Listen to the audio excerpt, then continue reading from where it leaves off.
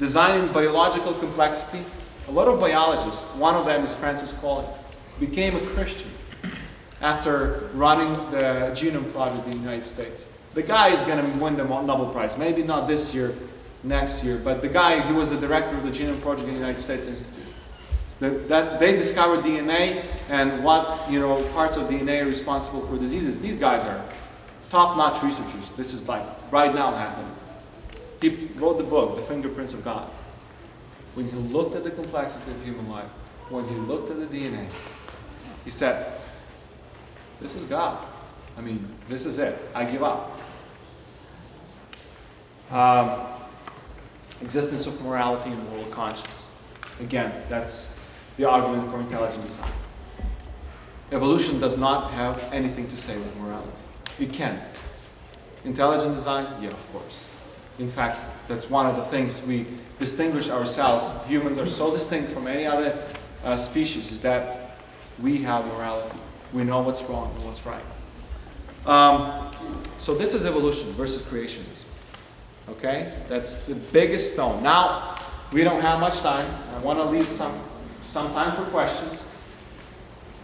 I have handouts. If you know that you need them, and you're not going to send me an email, because if you send me an email, I actually have materials, in addition to this, besides the handouts, I can give you stuff for the Sunday schools.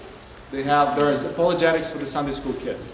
Because, by the way, this is studied in the first grade of the school. Creation, well, they actually don't talk about creation, they talk about evolution right away.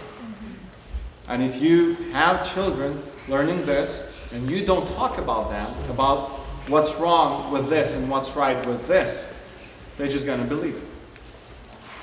One of the people who actually, unfortunately, we lost, Steve Jobs, the creator of Apple. He also created Pixar. A lot of cool stuff that we have today is because of Steve Jobs. He gave the question at the beginning of his life as a child to his parents about God. They couldn't give the answer. And he gave up on the idea of God. Now imagine if he got the answer. It would be cool. We probably would have a God apple or something like that instead of iApple. But think about the consequence that could have been if this man was really kept as a child, as a Christian. I mean, we have millions of examples.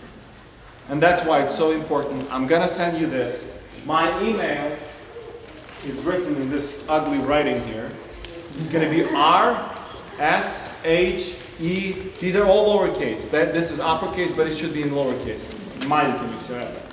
R-S-H-E-R-E-M-E.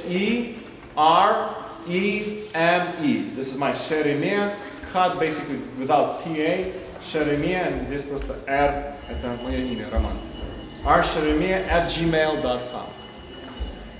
Okay, so if you want this, send me an email. You can also take this, but if you're planning on sending me an email, don't take this. We will need this for other people, okay? Is that written in American? Yes, I can give you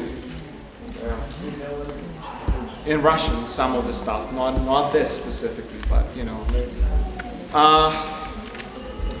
I have here questions, other questions. For example, is the Bible the Word of God? Okay, how about Jesus? How many of you guys had an argument asking people would ask you, I don't believe it. I mean, I believe that Jesus existed. I think he was a great moral teacher, but I don't believe he is God. I mean, that's the dumbest answer you'll ever hear. Because if you don't believe that Jesus was God, here's the way the C.S. Lewis puts this together. He says Jesus is either Lord, liar, or lunatic. Jesus is either insane and he claimed something crazy. He didn't know what he was saying. Of course, you can call him a great moral teacher then. Or maybe he is simply a liar. He knew about it. Again, I mean, if he is a liar, I mean, you cannot call him a great moral teacher. Well, then he is God, because he said that he is God. So you cannot stand, when you bring Jesus into conversation and you ask a person, when do you stand with Jesus? They can say either that he was crazy, he was a liar, or he was God. But you cannot have a person tell you, he was a great teacher, he was a great moral philosopher. Great moral philosopher and not deceiving the whole earth. So you cannot be indifferent with Jesus. And this is very important. I have that in here. I have stuff about, remember the question that I asked you, can God create a stone so big that he cannot lift himself? Spasiba. We're done. We're done.